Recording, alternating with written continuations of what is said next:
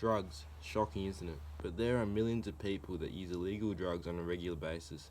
They say that 1 in 8 people over the age of 14 use illegal drugs, which with most commonly being used weed. In the modern day, it is extremely easy to get drugs because they're always a phone call away. As Nickelback once said, everybody's got a drug dealer on speed dial. A lot of low-level drugs, such as weed, are normally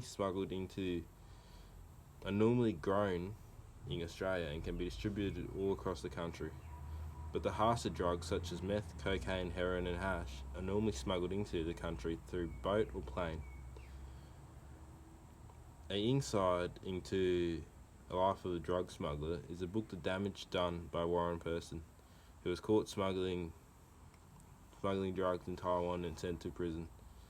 One of the stories he tells from his experience was the one where the person next to him was crying and yelling out all night, and he eventually convinced the guard to let him into the cell to see what was happening.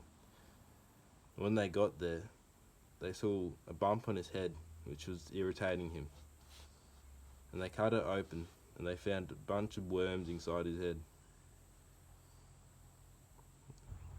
Another famous drug dealer out there is Pablo Escobar. He was probably one of the biggest drug dealers the world has ever seen. But his punishment for doing this was only being killed. Which sounds bad at start, but he was living the life full all his life.